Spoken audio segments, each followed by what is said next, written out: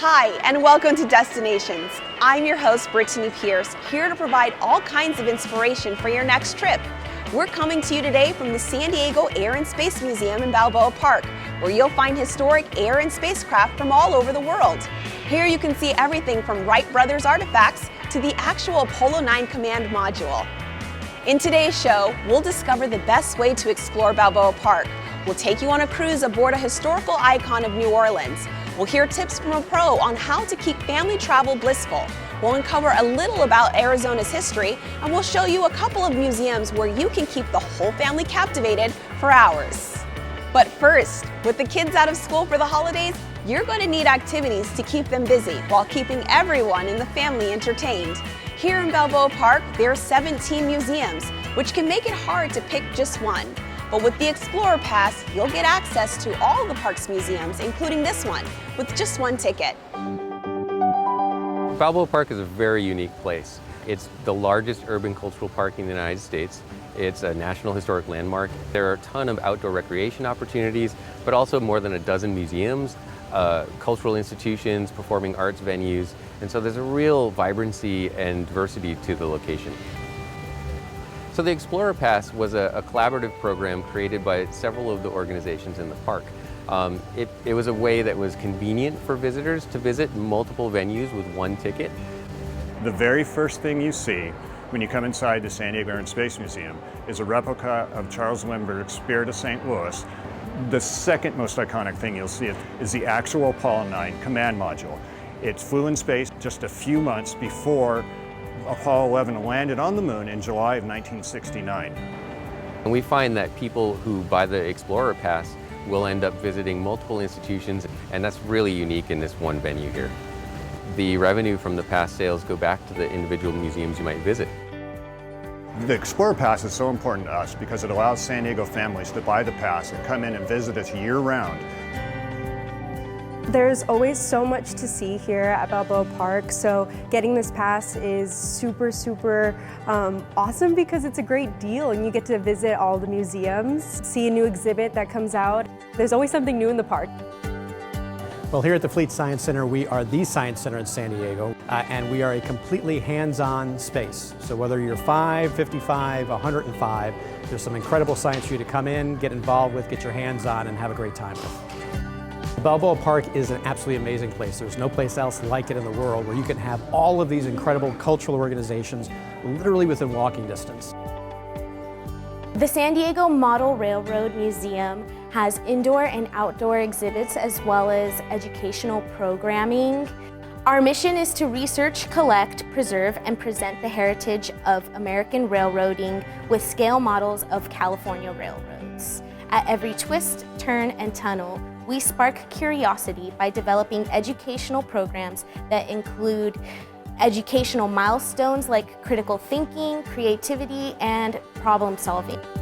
Visitors can explore our Centennial Garden, a G-scale garden railroad modeled after Balboa Park, how it existed in 1915.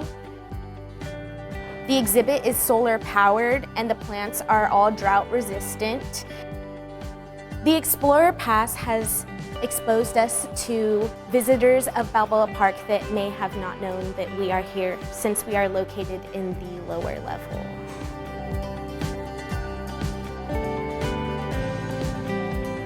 The Explorer Pass is a great deal for visitors from across California or even across the world. It gives you access to all of the museums in Balboa Park, so it's a really good value. Be sure to check with your local museums to see what special rates they offer for kids and families. Another great way to spend some quality time while the kids are on break is to play tourist in your own town. If you're anywhere near New Orleans, you should hop aboard the last authentic steamboat on the mighty Mississippi and take a cruise on the Natchez. Steamboat Natchez number 9. So we do 3 trips a day here in the beautiful port of New Orleans. The Natchez you're here looking at today is the 9th Natchez, and it's named after a tribe of Indians in Natchez, Mississippi. And she was designed just what she's doing today, to run 3 trips a day, 2-hour cruises. The Natchez has been doing this same ride up and down the Mississippi since 1975. One of two steamboats left on the inland waters of the United States. She's a true steam sternwheeler. The engines aboard the Natchez are actually older than the rest of the vessel. These old engines are 94 years old. That powers the Natchez paddle wheel. The Natchez paddle wheel weighs 33 tons, and it's built out of white oak and steel. That big paddle wheel back there is the only means of propulsion through the water. It's turned by two big steam engines. These engines are horizontal piston-driven engines. That paddle wheel, 100%, pushes the Natchez through the Mississippi River. We have no propellers on the Natchez, no props. Just that big paddle wheel back there does it all. Underneath that paddle wheel, three big 17-foot rudders. They're forward of the wheel. Those big rudders is what steers the Natchez up and down the Mississippi.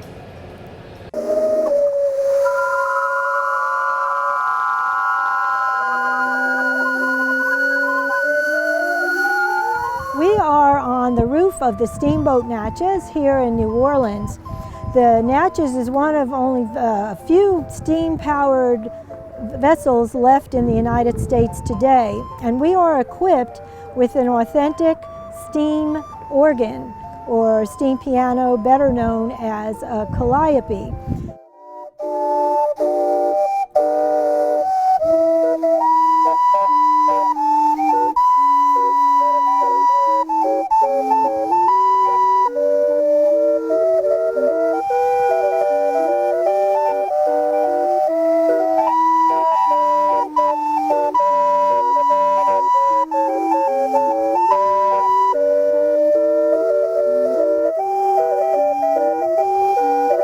We play for 15 minutes before people board, and anyone within the French Quarter or within a mile or two can hear it, and we'll come down to the river to see what's going on.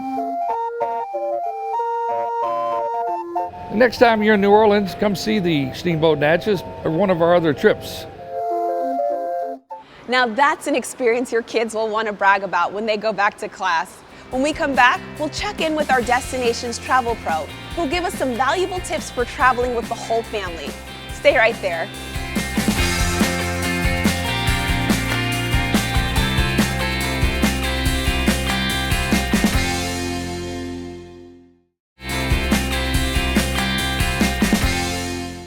Welcome back. Traveling as a family can be a great experience, making memories that last a lifetime. It can also be a challenge to keep kids happy and parents sane with all the demands that come with the family vacation. Our travel pro is here to save the day with some great tips to keep the stress out of your next family excursion. When you're traveling with a family, it's fantastic to plan and think ahead. So anything you need as far as essentials, meaning packing extra snacks, entertainment, change of clothes is absolutely essential to have when traveling with a family. When traveling with children, having them carry and pack their own luggage is a great tool to learn responsibility and to not overpack. This teaches the child that anything they pack with or any types of toys that they're wanting that they have to actually carry. So start young and make sure your child is carrying their own luggage. It's essential to get in touch with your travel expert or your travel agent to see what child fares or child discounts are actually offered, not only for airfare, but for discounts on the ground. A few tips to always keep in mind when traveling with a family is plan in advance, be patient, bring the right equipment, pack plenty of snacks, and remember, this is about a family travel experience. So make everything and every moment a special one. Some great advice there from Michelle.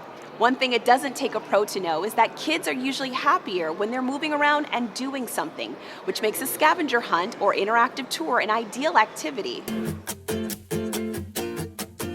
The Prescott Heritage Trail is an interactive, self-guided tour of our downtown historical artifacts, not just in the downtown actually, but throughout the city of Prescott.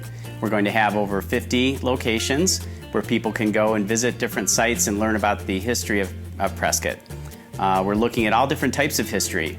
We have Western heritage, we have Native heritage, we have our mining heritage, all sorts of different types of historical artifacts.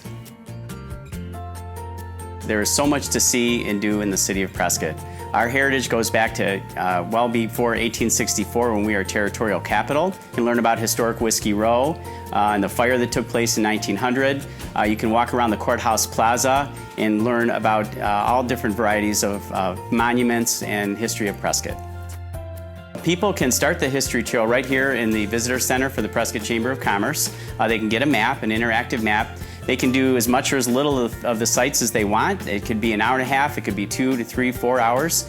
It will incorporate the museums, it will incorporate some of the historical sites a little farther out of town, but people can really explore as much or as little as they want. One of the unique characteristics of the Heritage Trail is the hunt for history, the Prescott Hunt for History. It's really more focused for children. It's to give them something interesting to do while their parents are here looking at some of our historic or heritage resources. They'll come to the visitor center, they'll get a map and some clues, and they'll have to go find the bronze statues throughout the downtown area. This is a way to inspire kids to learn about their own Arizona history. Obviously, a lot of the folks that come up here are from Arizona, and we have such a unique Arizona-specific history. This will give them new elements to learn about things that have gone on here in Prescott. There's also a scholarship associated with the Hunt for History. When the children finish the scavenger hunt, they'll be able to come here to the Visitor Center, get stamped off on it, put their name in for a raffle that will be given on a quarterly basis for scholarships for additional learning opportunities for them. History is very important to the town of Prescott because of basically where we came from. We started as a gold mining town many years ago, I think in the 1830s, and again became a territorial capital in 1864. We also have the county seat, which has been in place since the late 1880s. So Prescott's heritage and history really interweaves with our place in Yavapai County and with the state of Arizona. Looks like a fun and educational way to spend an afternoon. Stay there. When we return, we'll show you the ultimate place for kids to spend a day in Vegas.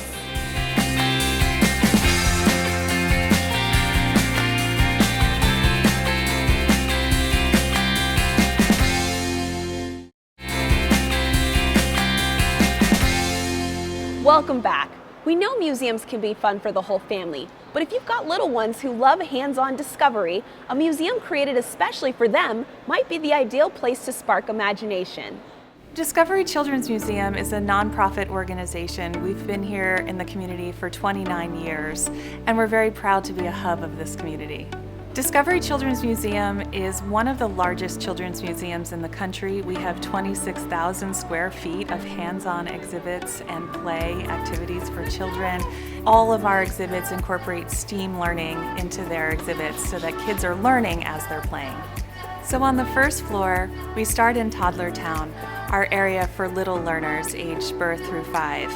Adjacent to Toddler Town is our Fantasy Festival area where kids are learning about stage production, theater, and acting, and we also have a full-size pirate ship and castle where kids can play. In Waterworld, kids get to put on their raincoats and splash around, but they're learning about the force of water, and it powers our cities. We have an actual mini Hoover Dam, and there are lessons here about our most precious resource, water. So the Discovery Lab is our newest addition at the Discovery Children's Museum. It opened in February of 2019, and we're so proud of this space because it's the first public maker space of its kind. We are offering no-tech to high-tech ways that children can learn here in the Discovery Lab. So Discovery Lab is on the second floor, which is the same floor as our Eco City. I love the Eco City because it's teaching children about working a job and earning a paycheck. We have a cafe, there's the Children's Hospital, they're helping to build the Raiders Stadium here in Las Vegas, and of course the grocery store, one of the most popular features here at Discovery Children's Museum. It's a very collaborative way of children learning and working and playing together. So third floor has our Young at Art exhibit where children are learning for the first time about line, perspective, visual thinking, texture, and patents pending is our area for our youngest inventors. Here they get to design inventions, build a car, test it out, see if their design is flight-worthy, earthquake-proof, you name it. We want kids to make a mistake, figure it out, and solve the problem that they want to solve. So our staff are one of the most engaged staffs at any children's museum I've ever seen. They're all educators. They are here to work with you and your child and to help them learn. One of our strongest partnerships at Discovery is with the Clark County School District. We welcome hundreds of Title I school children and other field trips here to the museum every year, and we take our programs into the community, both into the schools and throughout our valley. So our activities at Discovery Children's Museum change every day, and the best way to learn about those are to visit our website at discoverykidslv.org. Children's museums are becoming a central part of the educational fabric of many cities across the country. If you haven't explored yours lately, you might need to give it a visit and see what's new. When we come back, we'll take you inside a spectacular miniature land. Stay tuned.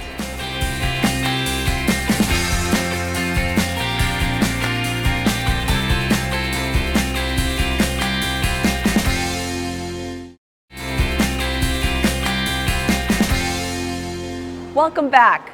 There are few things that grab a child's attention like a model train speeding past. And if you've ever put a toy train around the Christmas tree or tried to set up a model train layout in the garage, the San Diego Model Railroad Museum will inspire the whole family.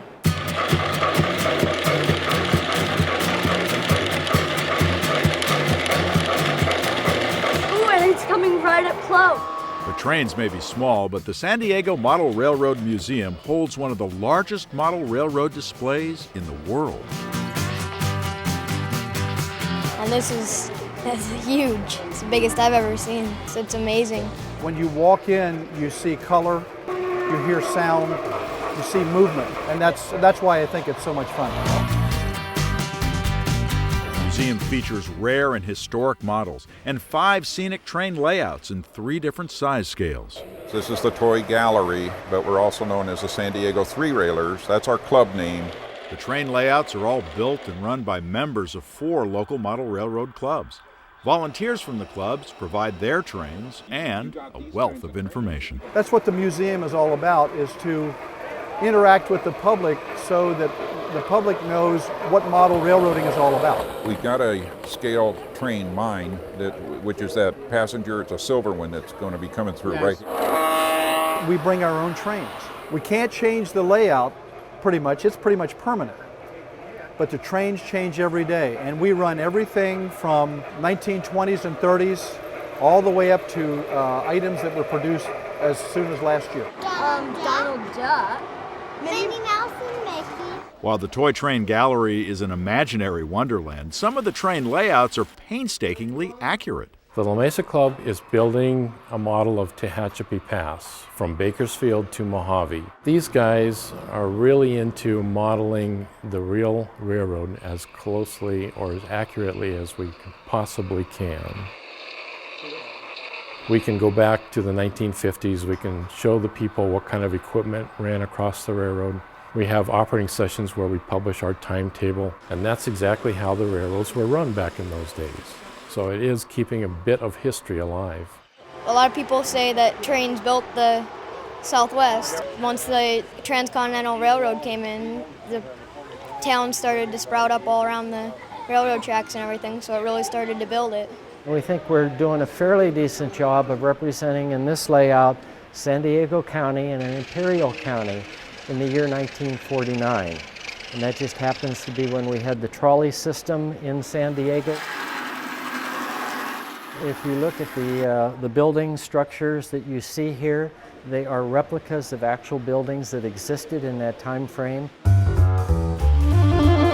More than 3 million visitors have been through the San Diego Model Railroad Museum since it opened in its current space in 1982. I think they've come to appreciate the detail that it takes and the coordination that this layout represents almost 30 years worth of building, like block by block, piece by piece. I would not even know how to estimate over 30 years how much time and energy has really gone in.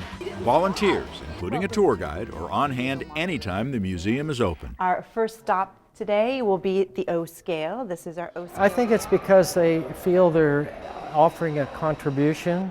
They're protecting a heritage of railroading, that have a feeling that railroading has a value to San Diego and California in the future, and then to preserve some of the memories that they had themselves. It's a tie with the past. We have so many people who come in that are older that remember real trains, and we run models of real trains, so they have ties with their past. Their grandfather worked for the Virginian Railroad or the Chesapeake and Ohio or the Union Pacific, and they start telling stories about their grandfather who was an engineer or a dispatcher or something like that.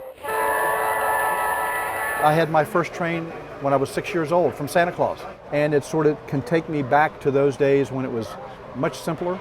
This is fun. It really, truly is fun. When the kids see it, they always want one. And we've helped a lot of families get started with model trains.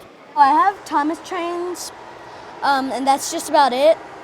But I might stop by the gift shop today and pick up one of those electric trains. Every time we go to a museum, we always say we got to get the garage cleaned out so we can try to do something like that. They're claiming that it's dying out, these trains, but down here you wouldn't know it.